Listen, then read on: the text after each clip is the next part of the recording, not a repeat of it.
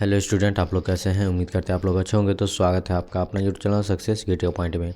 आज के इस वीडियो में हम 10वीं कक्षा के सामाजिक विज्ञान के इतिहास के प्रथम चैप्टर जो है वो है यूरोप में राष्ट्रवाद। यूरोप में राष्ट्रवाद, इस चैप्टर से कुछ महत्वपूर्ण ऑब्जेक्टिव क्वेश्चन बताएंगे जो कि आपको बोर्ड एग्जाम के लिए काफ़ी महत्वपूर्ण रहेगा। तो इस वीडियो को शुरू से लास्ट तक देखते रहिए। चैनल पर नए तो चैनल को सब्सक्राइब कर लीजिए, बेल आइकन को दबाइए ताकि आने वाली वीडियो सबसे पहले आप तक पहुँचे। तो चलिए शुरुआत करते हैं क्वेश्चन नंबर 1 से। क्वेश्चन नंबर 1 में कहता है कि सन 1870 में जो है फ्रांस और पर्सा के बीच युद्ध कहाँ हुआ था।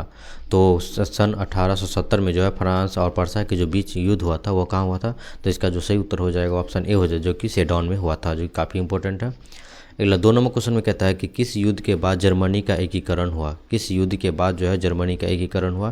तो इसका जो सही उत्तर हो जाएगा ऑप्शन डी हो जाए, जो कि सेडॉन का युद्ध के बाद जो है इसका एकीकरण पूरा हुआ। चलिए अगला 3 नंबर क्वेश्चन में कहता है कि यूरोप का मरीज किसे कहा जाता है। तो यूरोप का मरीज जो है वो किसे कहा जाता है। तो इसका जो सही उत्तर हो जाएगा ऑप्शन ए हो जाए, जो कि तुर्की को कहा जाता है, जो कि 2019 में क्वेश्चन पूछा हुआ था। चलिए अगला प्रश्न को देखते हैं। अगला 4 नंबर क्वेश्चन में कहता है कि यंग यूरोप का संस्थापक कौन था। तो यंग यूरोप का जो संस्थापक था वो कौन था। तो इसका जो सही उत्तर हो जाएगा ऑप्शन ए हो जाए, जो कि मेजनी था। चलिए अगला प्रश्न को देखते हैं। अगला 5 नंबर क्वेश्चन में कहता है कि टीपू सुल्तान शासक थे। तो किसके शासक थे। जो टीपू जो सुल्तान थे वो किसके शासक थे। तो इसका जो सही उत्तर हो जाएगा ऑप्शन ए हो जाए, जो कि मैसूर के क्या थे, शासक थे। अगला 6 नंबर क्वेश्चन में कहता है गैरिबाल्डी पेशे से क्या था। गैरिबाल्डी पेशे से क्या था। गैरिबाल्डी जो था वो पेशे से क्या था। तो इसका जो सही उत्तर हो जाएगा ऑप्शन डी हो जाएगा, जो कि नाविक था। आप लोग याद कर लेंगे, काफ़ी इंपॉर्टेंट क्वेश्चन है। 7 नंबर क्वेश्चन में कहता है कि फ्रैंकफर्ट की संधि का पर जो है हस्ताक्षर कब हुई थी। तो फ्रैंकफर्ट की संधि पर जो हस्ताक्षर जो हुई थी वह कब हुई थी। तो इसका जो सही उत्तर हो जाएगा ऑप्शन सी हो जाएगा, जो कि 1871 में हुई थी।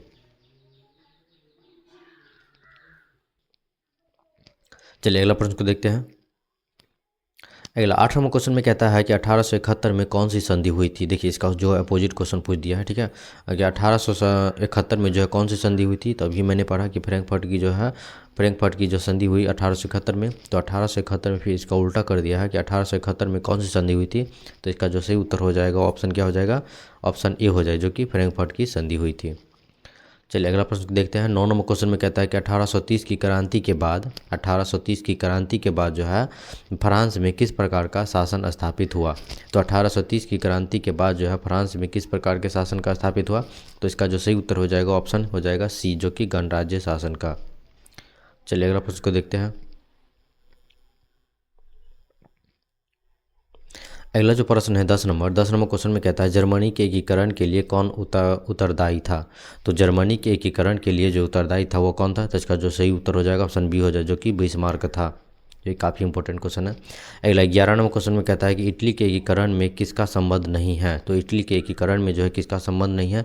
तो इसका उत्तर हो जाएगा ऑप्शन ए, जो कि बिस्मार्क का जो है इसका में संबंध नहीं है। अगला 12 नंबर क्वेश्चन में कहता है कि इटली और जर्मनी के एकीकरण के विरुद्ध निम्न में से कौन था। तो इटली और जर्मनी के एकीकरण के विरुद्ध जो था वो कौन था। तो इसका जो सही उत्तर हो जाएगा ऑप्शन सी हो जाएगा, जो कि ऑस्ट्रिया था। ये काफ़ी इंपॉर्टेंट है। चलिए अगला प्रश्न को देखते हैं। अगला 13 नंबर क्वेश्चन में कहता है कि जर्मनी के एकीकरण का प्रमुख वास्तुकार कौन था। जर्मनी के एकीकरण का जो प्रमुख वास्तुकार था वो कौन था। तो इसका सही उत्तर हो जाएगा ऑप्शन डी, जो कि बिस्मार्क था। अगला 14 नंबर क्वेश्चन में कहता है कि फ्रैंकफर्ट की संधि किस वर्ष हुई थी। देखिए ये काफ़ी इंपॉर्टेंट क्वेश्चन है। फ्रैंकफर्ट की संधि, ये तीसरा क्वेश्चन आ गया फ्रैंकफर्ट से। तो फ्रैंकफर्ट की जो संधि हुई थी वह किस वर्ष हुई थी। तो इसका जो सही उत्तर हो जाएगा ऑप्शन डी हो जाए, जो कि 1871 में हुई थी। चलिए अगला प्रश्न 15 नंबर क्वेश्चन में कहता है कि जलबेरीन संबंधित था। तो संबंधित था किससे। तो इसका जो सही उत्तर हो जाएगा ऑप्शन बी हो जाए, जो कि व्यापारियों से था। चलिए अगला प्रश्न को देखते हैं। अगला 16 नंबर क्वेश्चन में कहता है कि जेनेवा संधि कब हुई। तो जेनेवा जो संधि हुई वह कब हुई। तो इसका जो सही उत्तर हो जाएगा ऑप्शन ए हो जाए, जो कि 1954 में हुई थी। जेनेवा संधि जो हुई थी वह 1954 में, आप लोग याद रखेंगे। 17 नंबर क्वेश्चन में कहता है कि काउंट काबूर को विक्टर इमैनुअल ने किस पद पर नियुक्त किया। तो काउंट काबूर को विक्टर इमैनुअल ने किस पद पर नियुक्त किया। तो इसका जो सही उत्तर हो जाएगा ऑप्शन हो जाएगा सी, जो कि प्रधानमंत्री के पद पर नियुक्त किया था। अगला 18 नंबर क्वेश्चन में कहता है कि वियना सम्मेलन हुआ था। तो वियना सम्मेलन जो हुआ था वो कब हुआ था। तो इसका जो सही उत्तर हो जाएगा ऑप्शन ए हो जाए, जो कि 1815 में हुआ था। 1815 में हुआ था क्या चीज़। तो वियना सम्मेलन। चलिए अगला प्रश्न को देखते हैं। अगला 19 नंबर क्वेश्चन में कहता है कि निम्न में से किसके योगदान से इटली का एकीकरण पूर्ण हुआ। तो किसके योगदान से जो है इटली का एकीकरण पूर्ण हुआ, तो इसका जो सही उत्तर हो जाएगा ऑप्शन डी हो जाए, जो कि इनमें से सभी का, देखिए मेजनी, काउंट काबूर और विक्टर इमैनुअल, ये सभी से जो है योगदान से जो है इटली का एकीकरण पूर्ण हुआ। चलिए अगला, अब 20 नंबर क्वेश्चन में कहता है कि रक्त और लौ की नीति का अवलंबन किसने किया, जो कि काफ़ी इंपॉर्टेंट क्वेश्चन है। 11, 17, 2020, 2023, 24 तक पूछा हुआ था ये क्वेश्चन। तो 20वें क्वेश्चन में क्या कह रहा है कि रक्त और लौ की नीति का अवलंबन जो किया था वह किसने किया था, तो इसका जो सही उत्तर हो जाएगा ऑप्शन हो जाएगा सी, जो कि बिस्मार्क ने किया था। 21 नंबर क्वेश्चन में कहता है कि जर्मन राइन राज्य का निर्माण किसने किया था। तो जर्मन राइन राज्य का जो निर्माण किया था वो किसने किया था, तो इसका जो सही उत्तर हो जाएगा ऑप्शन बी हो जाए, जो कि नेपोलियन बोनापार्ट ने किया था, जो काफ़ी इंपॉर्टेंट है ये भी।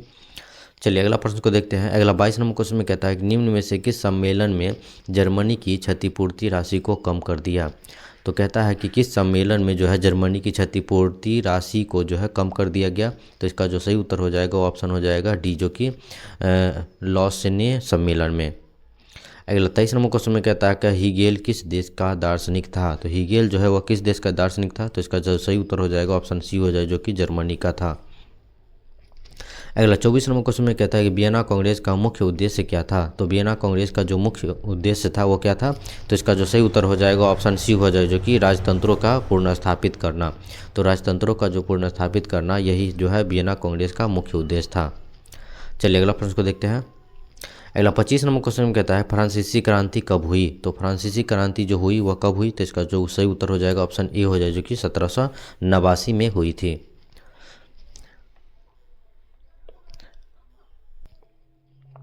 चलिए अगला प्रश्न को देखते हैं। अगला 26 नंबर क्वेश्चन में कहता है कि मेजनी का संबंध किस संगठन से था। तो मेजनी का जो संबंध था वह किस संगठन से था, तो इसका जो सही उत्तर हो जाएगा ऑप्शन बी हो जाए, जो कि कार्बोनरी से था, जो काफ़ी इंपॉर्टेंट है।